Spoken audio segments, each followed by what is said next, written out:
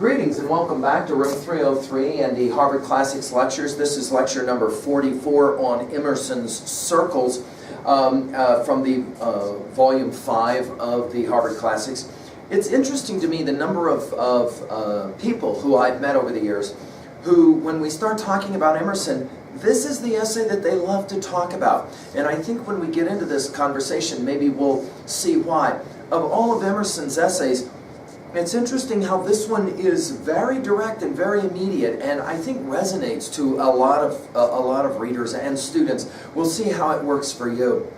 Now, just some bits of information for introductory sake. Just to remind, LearnStrong.net will have my earlier lectures. Go down that left-hand side there, find the Harvard Classics folder, and for sure take a look at lecture 35, which is kind of our introduction to Emerson. I've already now lectured some of the major essays of Emerson, the American Scholar, the Divinity School Address. I just finished with Oversoul, and now we turn to his classic circles. I want to remind you that we're looking at Emerson from at least 3 different perspectives.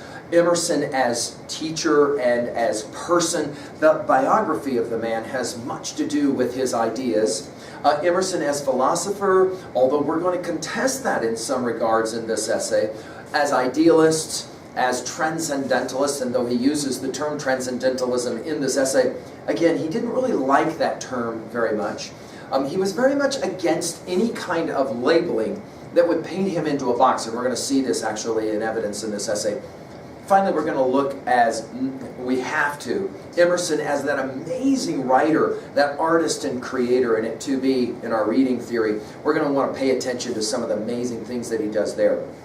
Now, our learning theory, again, is the quest to connect new information to old information. And here again, our challenge is always to begin to try to think about how any of these ideas can challenge us to somehow see the world and our lives in a different way.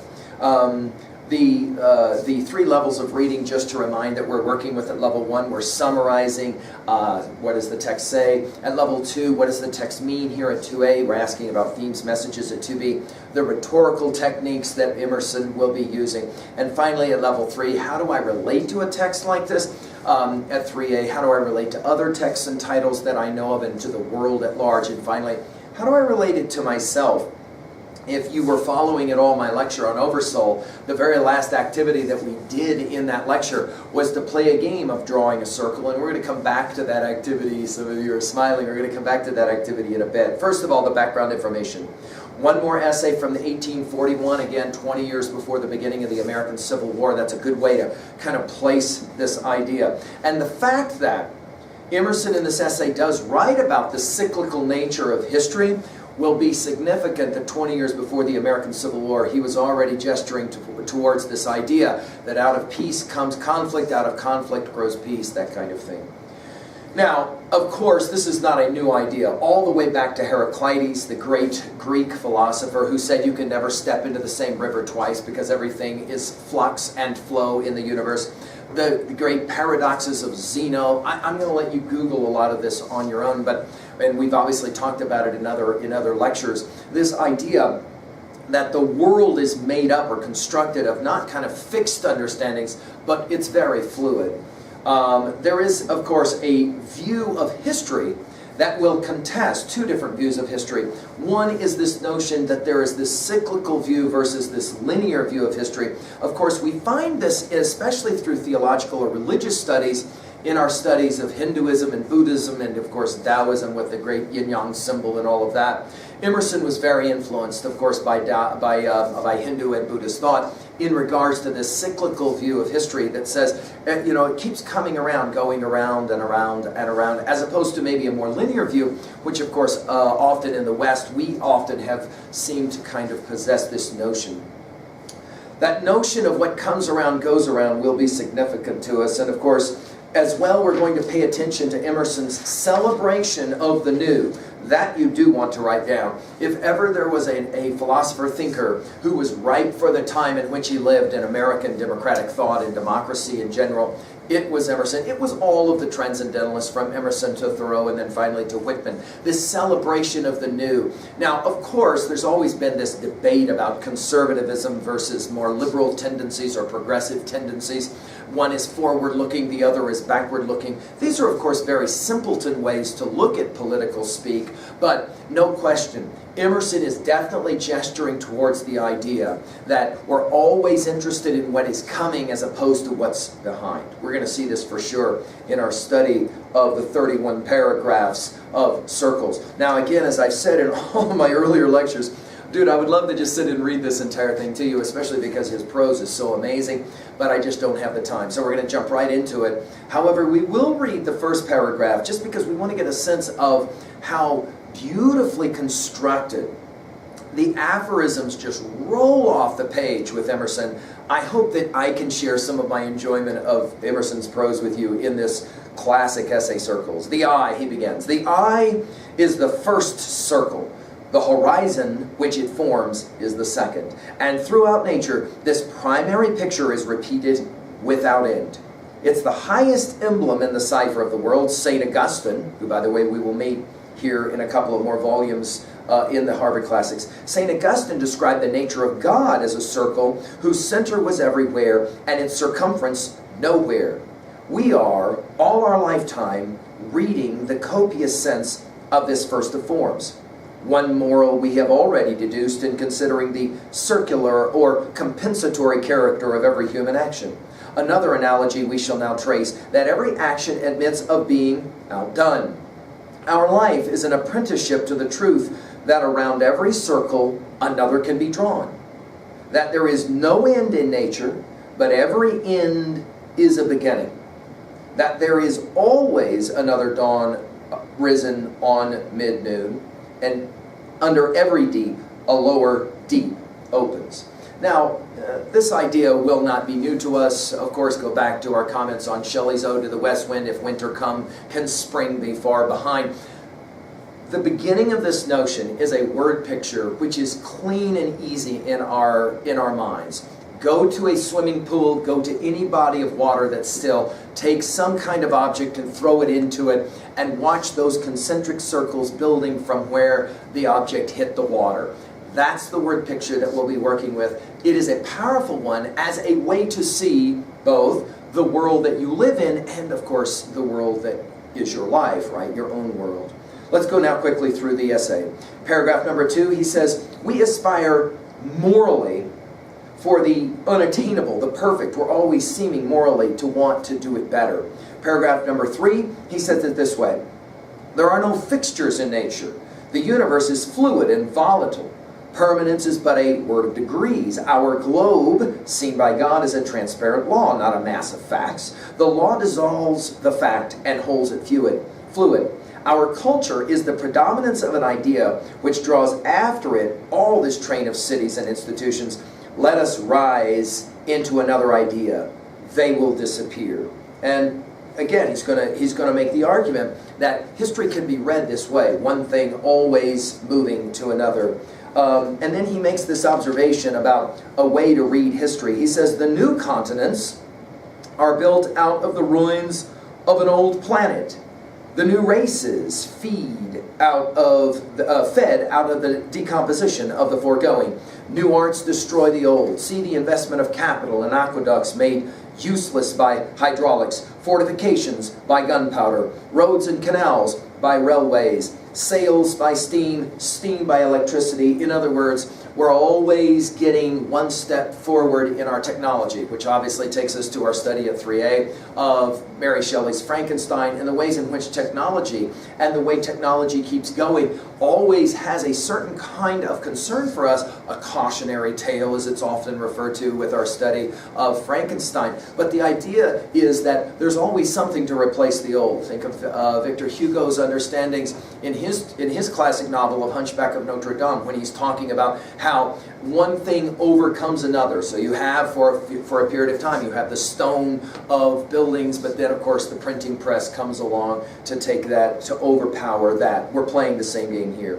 Paragraph number 4, he says it this way: "Yet a little waving hand built this huge wall, and that which builds is better than that which is built." The artist is always going to be more important than the artwork, even though the artwork outlasts the artist. This is, of course, a contested debate in 303, as I'm aware, as you are aware.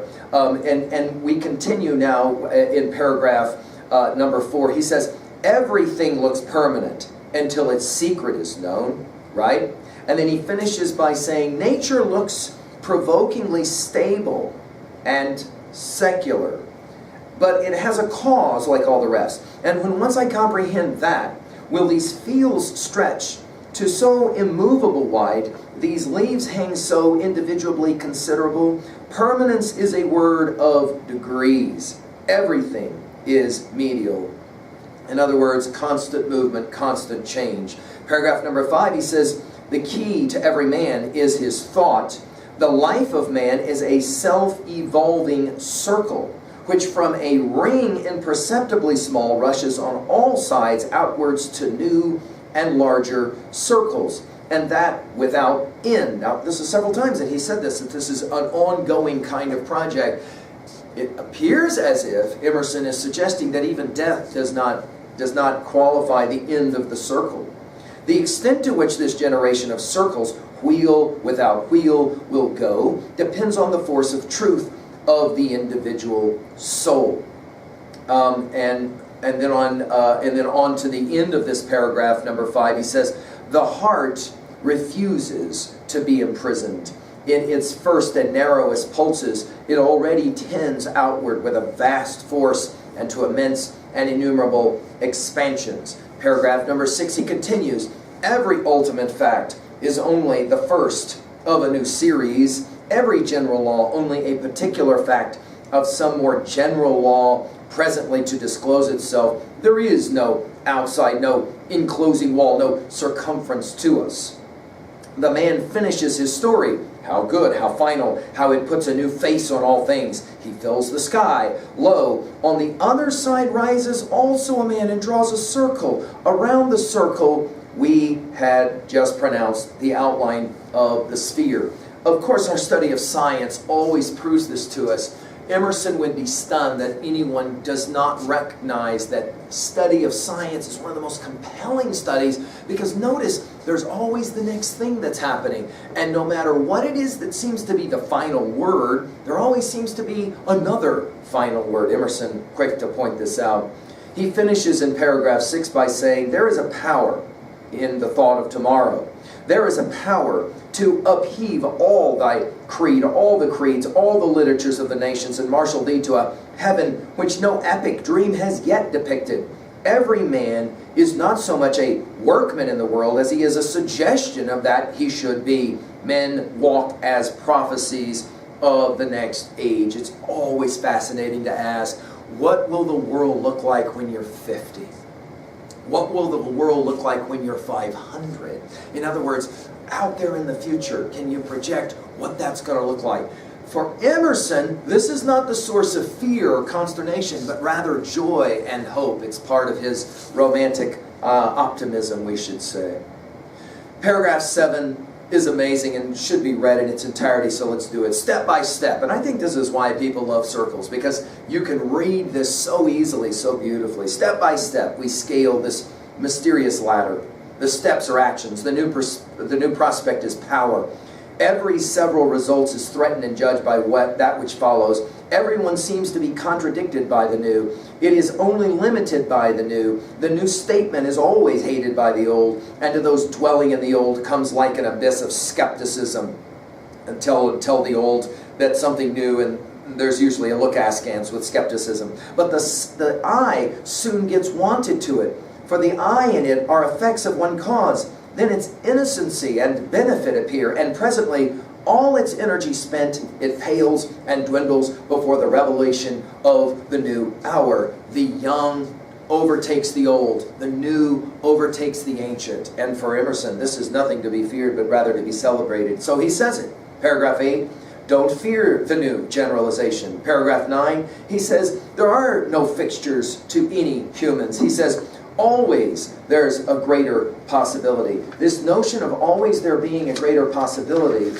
will be his answer to the idea of pessimism. Let's write that in our notes. It's huge. Emerson will forego pessimism, skepticism, because he says there's always something else coming. Always it seems such is the case. Paragraph 10, he even observes himself as a writer. It's a fascinating paragraph where he says, even myself as a writer, I'm writing, but I often don't understand the ways in which I'm kind of moving beyond myself until I start to look back. By the way, this is one of the reasons why we recommend that you become a journalist, that you become a journaler. That is to say, writing in your journals or doing some kind of reflective work, because you will find that you have moved. I had a senior the other day who pointed out that she had found some of her old essays from her freshman year studying with me, and how that her views in her freshman year she had gone beyond, and now in her senior year she was able to look back, and she said, my tendency was to want to laugh, but I realized they are important. Emerson obviously would agree. Here it is. We see change. We see evolution when we study our own writing. Paragraph 11, he says, we worry too much about trying to please others and, of course, their rules. And paragraph number 12, he will say it, the only sin is limitation, to try and limit what you can do. We've often said it this way, education is not about your schooling. That's only a small part of your education. Your whole life is your education, and you're always learning. That's why you take the job. That's why you go out for the activity. That's why you participate in new kinds of experiences, because there are no limitations. You're always trying to learn new stuff.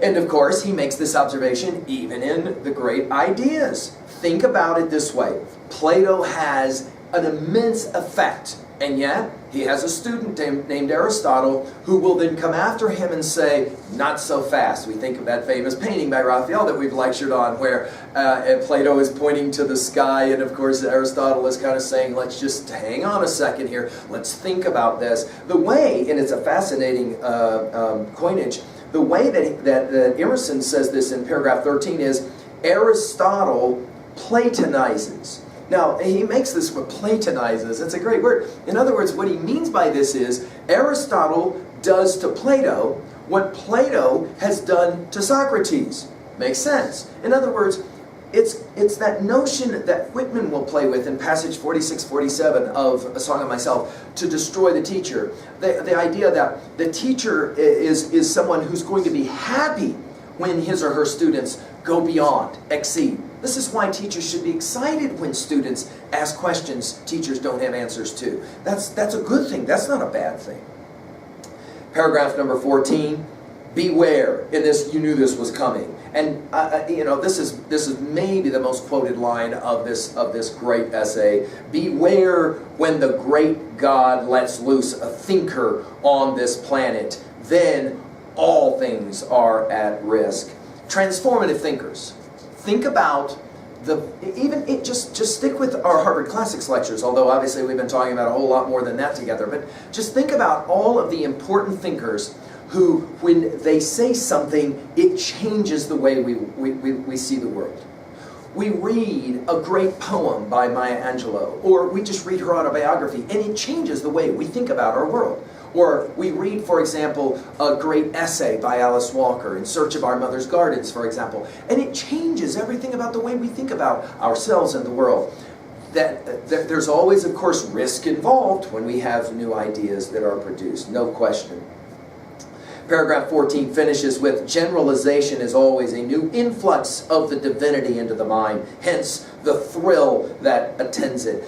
Going through the process of what we will call transcending and including, and we'll explain that concept in a bit. Always there's excitement, there's thrill. Obviously there's concern, there's always worry, there's always, oh no, are we going too far? But it's the inevitability of progress and therefore growth, and Emerson is going to celebrate that. Now, paragraph 15, he says, there is a power in self-recovery. It's what Wordsworth talks about in Tintern Abbey we've lectured on, that power of restoration of the soul, the notion that you can rebuild and you can keep going, you can always go on.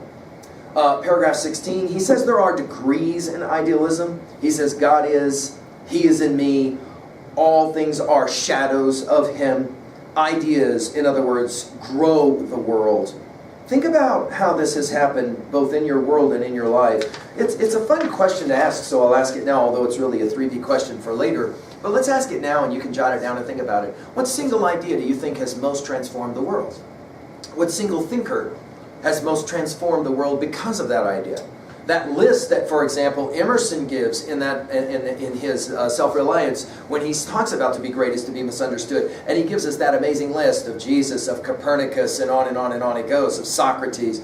It's a fun question to ask in your own personal life. What's the idea that's most revolutionized you in your personal life? Who is the person, the thinker, the artist, whatever, that's transformed you most profoundly? It may have been a teacher, it may have been an adult, it may have been a colleague, a peer, it may have been somebody even younger than you. Paragraph 17, conversation, he says, is a game of circles. Those of us who sit in 303 have laughed about this line for years because, of course, we ask questions and we find answers. What do we say about Shakespeare and what makes him great? He asks the great questions of humanity and sometimes answers them. And even those answers are always going to be conflictive, aren't they, right? Paragraph 17, he finishes this way. The facts, he says, which loom so large in the fogs of yesterday, property, climate, breeding, personal beauty, and the like, have strangely changed their proportions.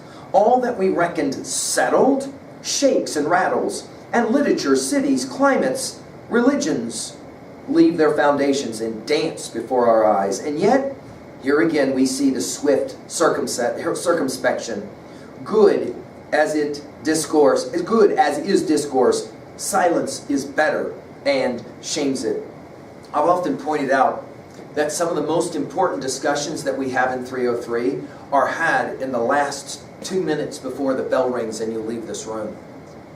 We'll talk together, but then I've often noticed that some of you will be already musing as you leave that door, and you're thinking about the ideas. That silence always seems to follow our conversation, the circles that seem to happen. Notice the times that you've had a great conversation with somebody who you care about, but it's then in the silence afterwards where you begin to kind of replay through that conversation, and it means something for you. Paragraph 18, literature, he says,